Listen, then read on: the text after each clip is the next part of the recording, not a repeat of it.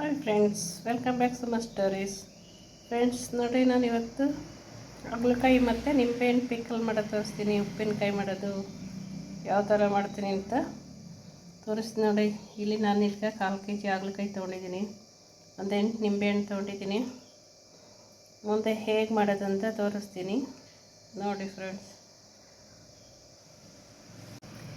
ನಾನು ಈ ಹಾಗಲಕಾಯಿ ಎಲ್ಲ ತೊಳೆದು ಇಟ್ಕೊಂಡಿದ್ದೀನಿ. ಹಾಗಲಕಾಯಿ ನಿಂಬೆಹಣ್ಣೆಲ್ಲ ಇದನ್ನೆಲ್ಲ ಒಂದು ಬಟ್ಟೆ ತಗೊಂಡು ಒರೆಸ್ಬಿಟ್ಟು ಸಣ್ಣದಾಗಿ ಕಟ್ ಮಾಡಿ ನಿಮಗೆ ಯಾವ ಥರ ಉಪ್ಪಿನಕಾಯಿ ಮಾಡೋದು ಅಂತ ತೋರಿಸ್ತೀನಿ ನೋಡಿ ಫ್ರೆಂಡ್ಸ್.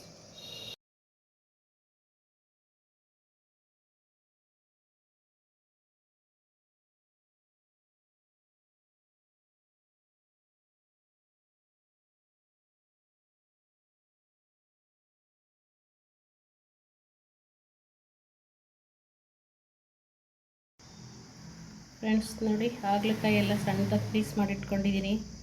ಇದು ನಿಂಬೆಹಣ್ಣು ಒಂದು 8 ನಿಂಬೆಹಣ್ಣು ಮತ್ತು 1/4 kg ಹಾಗಲಕಾಯಿ ತೊಗೊಂಡಿದ್ದೀನಿ.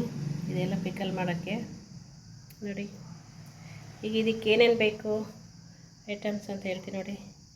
ಇದು ಚಿಲ್ಲಿ ಪೌಡರು, ಇದು ಕಲ್ಲುಪ್ಪು ಮತ್ತು ಬೆಳ್ಳುಳ್ಳಿ, ಆಯಿಲು, ಮತ್ತು ನೋಡಿ ಮೆಂತ್ಯ, ಅರಿಶಿನ ಪೌಡರು, ಸಾಸಿವೆ, ಇಷ್ಟೇ. ಮತ್ತು ಇದು ಆಯಿಲ್ನ ಬಿಸಿ ಮಾಡಿ ಹಾಕಬೇಕು ಲಾಸ್ಟ್ಗೆ. ಇದು ಬೆಳ್ಳುಳ್ಳಿ ಎಲ್ಲ ಚಚ್ಕೊಬೇಕು. ಈಗ ಇಷ್ಟೇ ನೋಡಿ, ಇಷ್ಟೇ ಐಟಮ್ ಬೇಕಾಗಿರೋದು ಉಪ್ಪಿನಕಾಯಿಗೆ. ಬೇಗ ಮಾಡ್ಕೊಬೋದು. ನಾನು ನಿಮ್ಗೆ ತೋರ್ಸೋಕ್ಕೋಸ್ಕರ ನಾನು ಇವತ್ತೇ ರೆಡಿ ಮಾಡಿ ತೋರಿಸ್ತೀನಿ ನೋಡಿ ನಿಮಗೆ.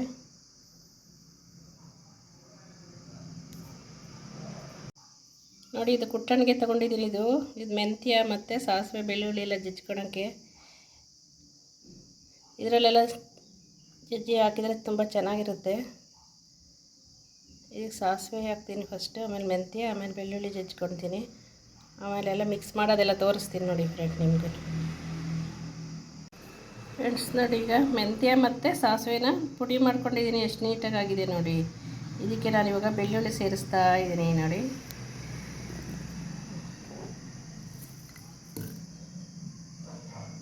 ಸೇರಿಸಿ ನಾನು ಸ್ವಲ್ಪ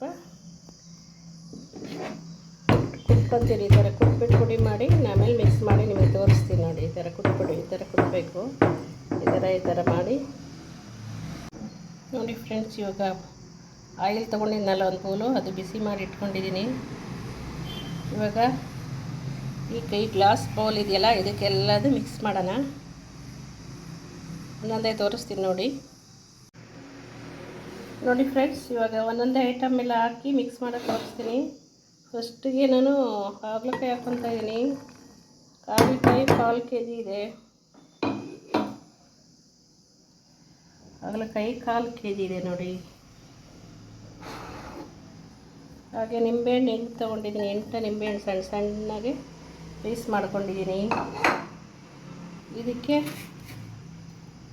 ನೋಡಿ ಒಂದಿಡಿ ಉಪ್ಪು ಹಾಕ್ಕೊತೀನಿ. ಅರಳುಪ್ಪು ಸಾಕಾಗಲಿಲ್ಲ ಅಂದರೆ ಟೇಸ್ಟ್ ಮಾಡಿ ಮತ್ತೆ ಹಾಕ್ಕೊಳ್ತೀನಿ ನೋಡಿ. ಇದು ಚಿಲ್ಲಿ ಪೌಡರ್ ಹಾಕ್ತಾಯಿದ್ದೀನಿ. 3 ಸ್ಪೂನು ಚಿಲ್ಲಿ ಪೌಡರ್,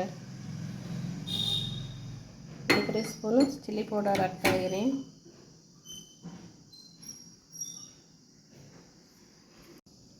ನೋಡಿ, ಇವಾಗ ಬೆಳ್ಳುಳ್ಳಿ, ಸಾಸಿವೆ, ಮೆಂತ್ಯ ಎಲ್ಲ ಹಾಕಿದ್ದೀನಲ್ಲ, ಅದನ್ನು ಹಾಕ್ತೀನಿ. ಈಗ ಅದಕ್ಕೆಲ್ಲ ಮಿಕ್ಸ್ ಮಾಡೋಣ.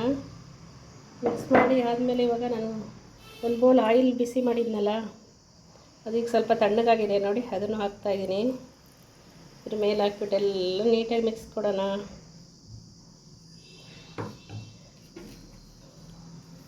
ಫ್ರೆಂಡ್ಸ್, ಯಾವುದೇ ಕಾರಣಕ್ಕೂ ನೀವು ಕೈಯಲ್ಲಿ ಹಾಕ್ಬಿಟ್ಬಾರ್ದು ಉಪ್ಪಿನಕಾಯಿ.